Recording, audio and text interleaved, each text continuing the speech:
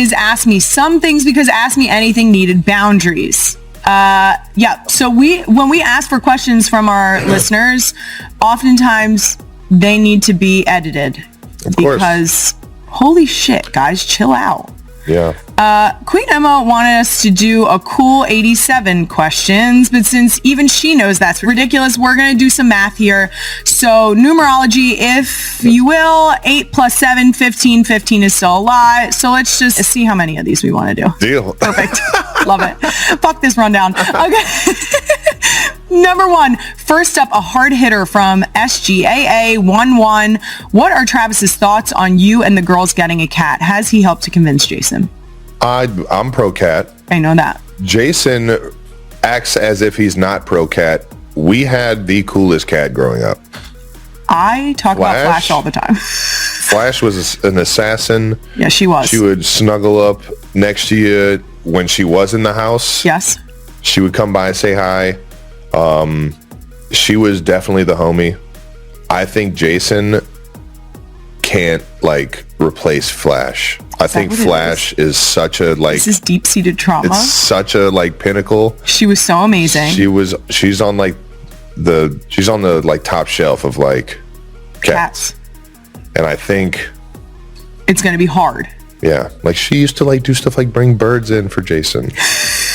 And she brought offerings. And leave him in his room, I do know that every time someone references Flash, there is a reference to the middle of the night fight club that she was holding on the street. Oh, he was the best. Yeah, beating the shit out of the neighborhood cats. We talk about it all the time. The little cat GoPros, you guys have seen those things? Yes. Where they literally meet up in the alleys with other cats. I was I thought this was all just a movie. Yes. No, it's legit. I didn't see rodents and that until I went to college. That's mice why I want a cat. And all that, nothing was ever around the house. Hot take. I actually want a cat for rodent control. So anyone who I'm fine if a cat snuggles. I want that cat to be a stone cold killer. Mm-hmm. Get you some barn cats. That's what we're gonna do. There you go. That's my way in. Yeah. Do you want me to do you want me to really press it? No, it's okay. Want me to be his therapist and be like, Jason? No, we have to. How do cats make you feel? Do you miss Flash? Do you miss? Tell me about what it meant to you when she was gone. There's a lot of people who are just bring one home, or get Uncle Trav to gift one, and we have an agreement. No heartbeats. Only one kind of heartbeat.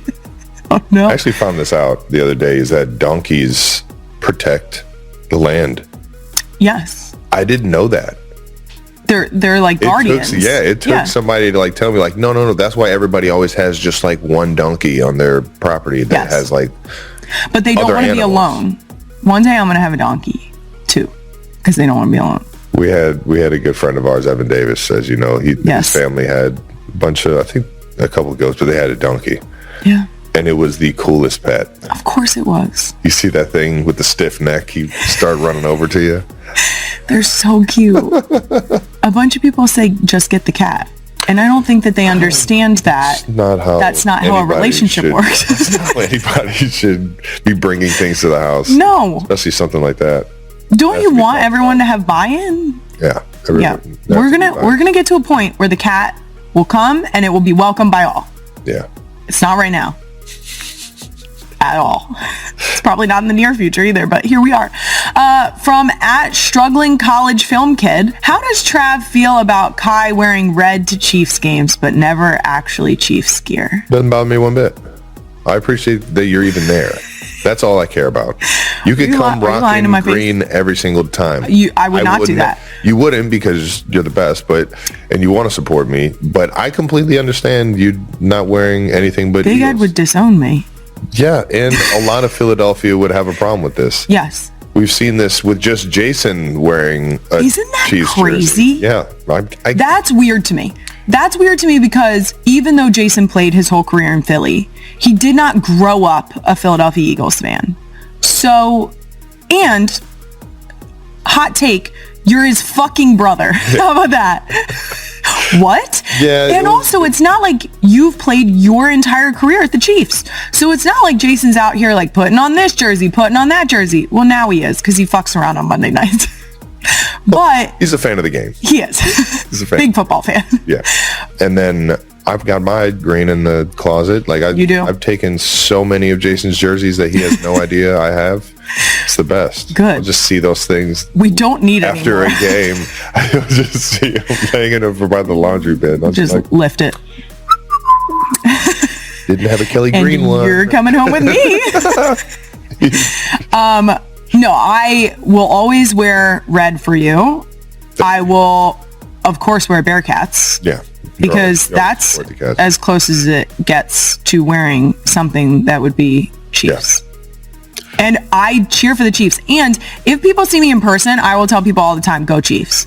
I just saw an 87 jersey yesterday. Yesterday?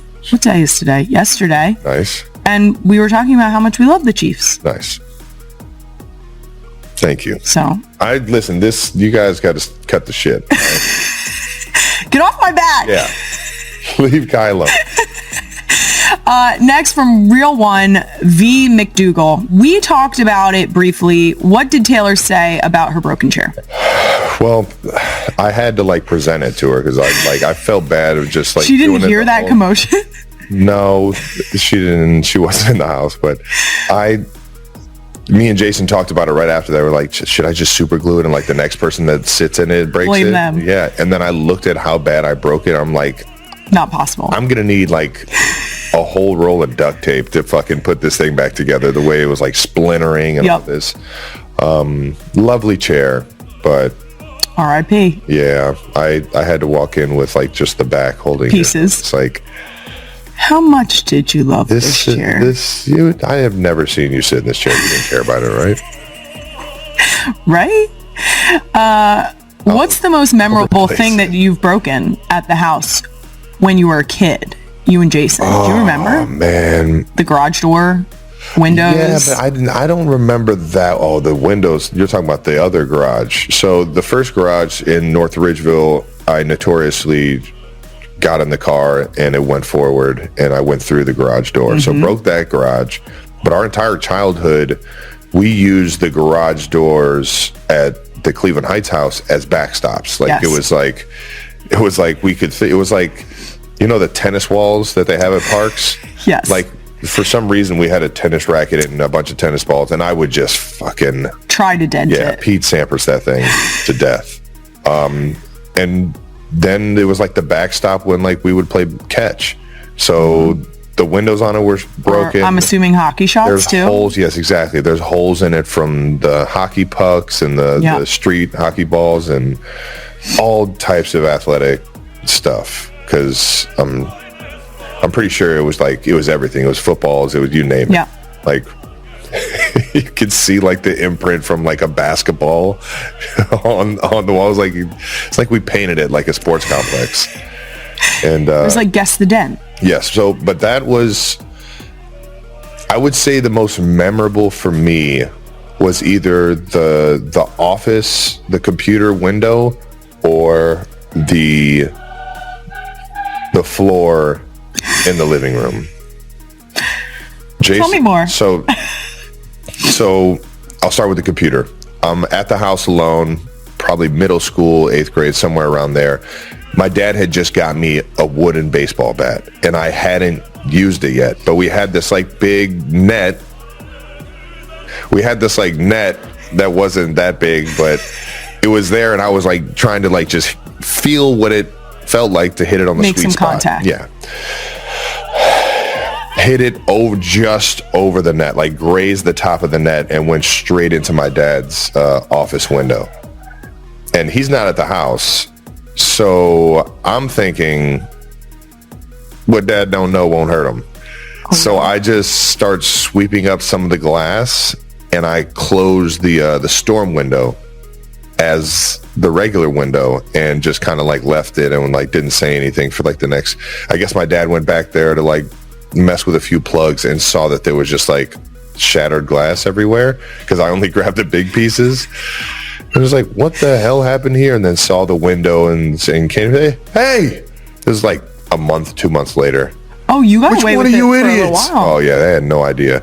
Which one of you idiots broke the fucking window? Or why did this? I'm just sitting there like playing video games. Like, huh? Oh, I don't know. A window? Who? Yeah, he knew exactly what it was. And then there's the floor. The floor in the living room. Another, sweep it under the rug kind of thing. Me and Jason, Hold the couch over a little. are unsupervised at the house. This is probably middle school-ish again. And when I say unsupervised, like parents running to the store and back. But me and Jason we're wrestling, and then he suplexes me, throws me into the couch, and as I hit the couch, I feel like me go through the couch into the floor.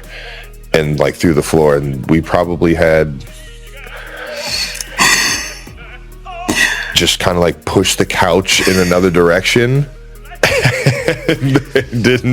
My mom or dad had no idea until one day.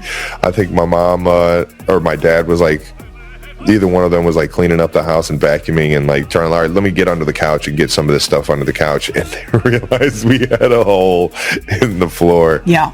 That you could probably fit 2 tennis shoes in. But yeah, that was probably it was that big. It was enormous. Me and Jason literally sat there like, we can't tell them. There's no turning back. We have to hide this forever. We have to take this to the grave. Yeah. Next up, Scrapbook says, is there a group chat with the 4 of you, Jason, Kai, Travis, and Taylor?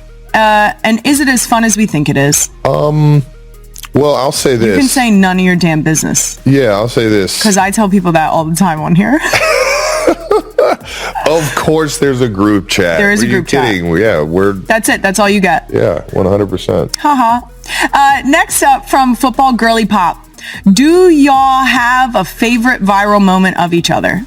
I answered this question about Jason recently because he has lots. And within this question, it became clear you also have lots. So let's come up with a couple. Fight for your right. You gotta fight! A lot of viral clips of you chanting that. That's fun. Shout out to the Beastie Boys. I didn't mean to be that a part of that song. But I appreciate you guys for creating it and letting me be a part of it. At least you haven't told me you hate me yet, so. How could you? It's all in good fun. I'm just fighting for my right, dudes. To party. Nah. On stage at the Eras Tour as a backup dancer.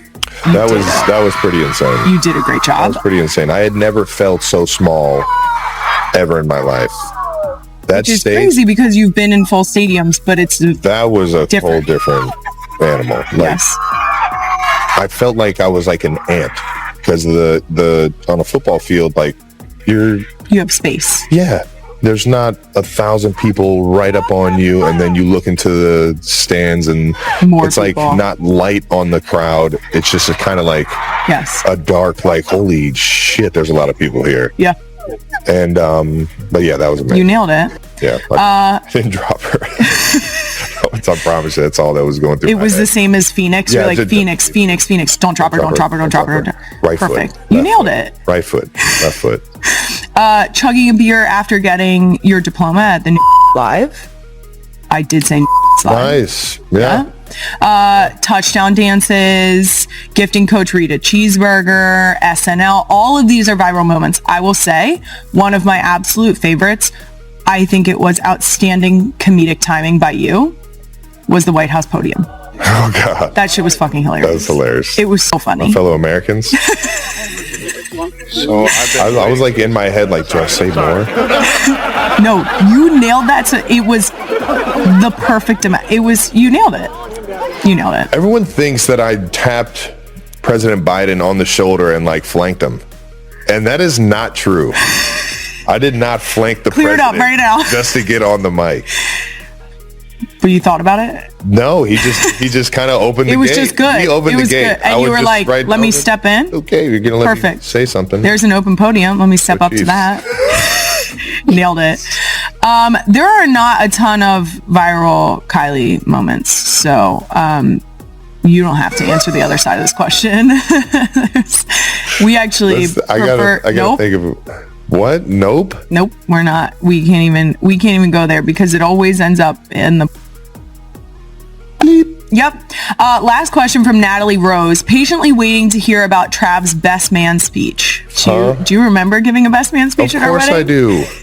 It was a very, you nailed it. I don't nailed think, it? to be Thank fair, you for saying that, because I don't think anyone had any doubt that you would nail it. Did you? I did, because I wrote it as I was like putting my suit You did a on. great job. You did a I great procrastinated like a Kelce and just waited until like the I day wrote of. my vows the night before. Brilliant. Thank you. Because when the feeling strikes you, you will. And there's that You'll do creative push. Yes. And you have to get this done. And ADHD, when the pressure's on and you procrastinated too long, suddenly your brain's like, I'm ready to work. And it's just like, all right, you got something, go for it. It's not here sitting here being like, oh, should I do this? Should I do that? Should I do this? Should I do that? Now it's like an entire hour, and nobody wants to sit through an hour-long wedding speech. No, you were the perfect amount of time. I didn't know how you balanced the emotional and the funny. Do you remember anything in particular from giving the speech?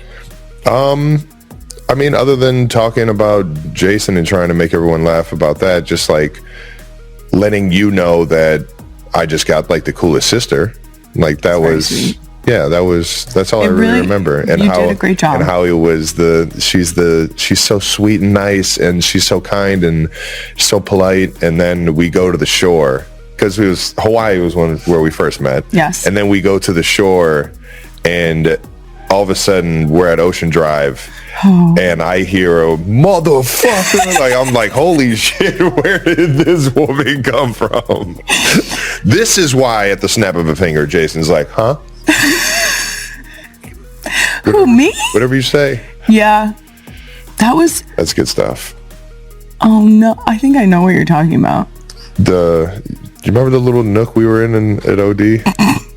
Man, good times over there at the shore. Shout out to the Ocean Drive. We love it there. Yes, we do. All right, that's it for Ask Me Some Things and our Real One questions. All right, now, how'd I do? You're 10 times better than me, Jason, at this. You actually have a flow, and you've looked at the rundown.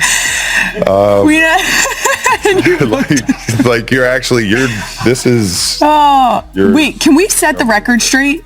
Is intern Brandon an intern? Of course he is. He's Bullshit. been the intern. Sorry, Brandon, I tried. Last thing for this special episode, Travis, I couldn't possibly let you go without, let's call it a sisterly roast. Okay.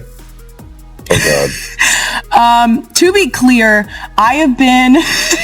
Where's this going? I feel like one of the things that we bonded over early was your fashionable sense. Oh, God. And my lack thereof. Now, my initial reaction to these photos was laughter. Uh-huh. You did a great job. Let's go! All of these photos are from your GQ photo shoot. Which was a blast. Shout out to everybody at GQ. Amazing. So, I have questions. Thank you for acknowledging this. That's a pretty big hat. What's going on? Every outfit I put on, yes, I would laughed. So you did too? Yes. Great, I'm perfect. like, this is hilarious. And they're going to put me in the swamp? Yes. They're actually coming for these style choices right now, if you can hear the sirens. You should have seen the indigenous Floridians that were staring at me with this hat on as they were trying to hand me. The people on set. Oh, yeah. Okay. Oh, yeah. Well, we didn't just go straight into the swamp with like nobody. Are you actually holding? Educated. Yeah, 100%. You're holding a crocodile there. Yeah, that's not. Okay. Yeah, it's real. That's incredible. First of all, brave. That thing was heavy. Was it? It's heavy, and what you don't realize is that I'm standing on lily pad roots. I was just about to ask that question. Did they check under your feet? 15 feet deep. And I'm just standing on the roots of the lily pads right there. See, this is why I wanted to get into this, because on one hand, you're looking at this and you're like, this is ridiculous. But this was like a legitimate feat that you accomplished here. I was proud of myself. Did you get the bag dirty? No. Okay, great. Oh, my gosh.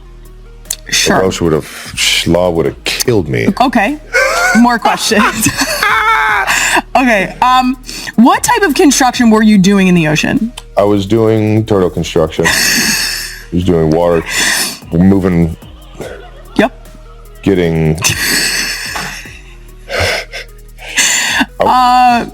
And is the horse under the water, or was it a seahorse? What's happening with the cowboy hat? The cowboy hat and the construction vest. Yes. They were at the same. There was like one look. This is one look. Yeah, and then we were like, maybe do one without the other because they were clashing with the water. Oh, you had them on at the same time at one point. And then, yeah. Okay, so this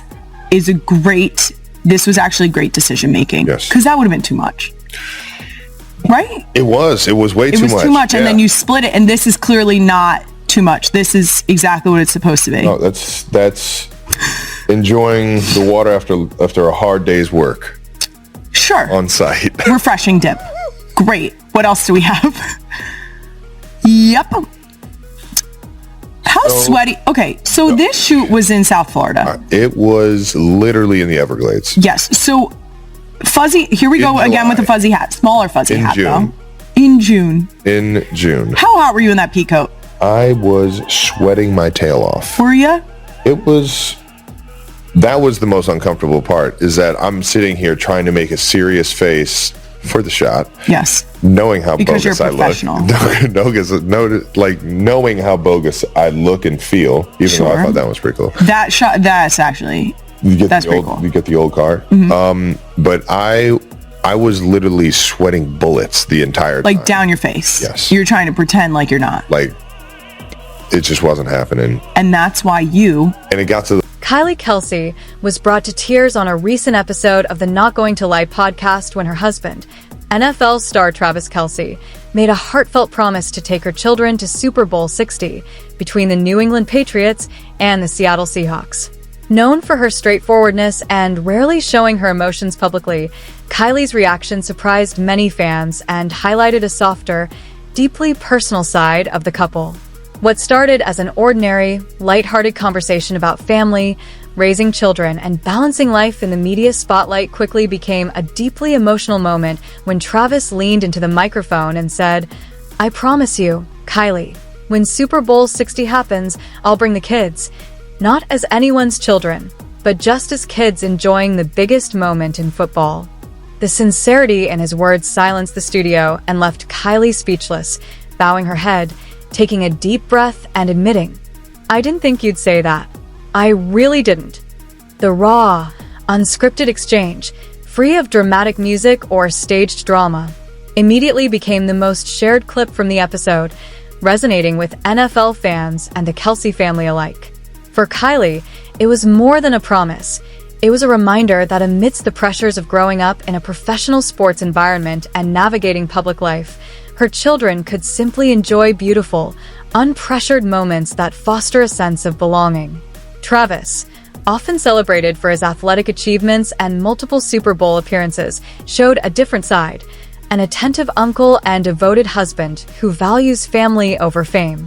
His simple commitment transformed the anticipation of Super Bowl 60 into an emotional milestone for the Kelces, turning the event from a historic football clash into a symbol of family, togetherness, and cherished memories.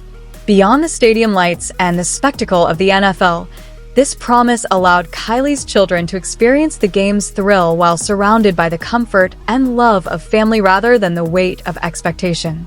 The conversation reflected the couple's authentic approach to parenting, emphasizing values like hard work, teamwork, and tradition, while also highlighting the small, meaningful gestures that make moments unforgettable. The episode, carried out in Kylie's familiar style, sincere, humorous, and unpretentious, gave fans an intimate glimpse into their lives, revealing the depth of emotion that often remains hidden behind headlines and public appearances. Super Bowl 60, already predicted to be a classic showdown, became for the Kelce family more than just a sporting event. It became a testament to love, family commitment, and the quiet, enduring bonds that define their lives. Travis Kelce, usually in the limelight for his on-field exploits, demonstrated that true heroism can also lie in the simple acts of care and devotion that leave lasting memories for those we love most.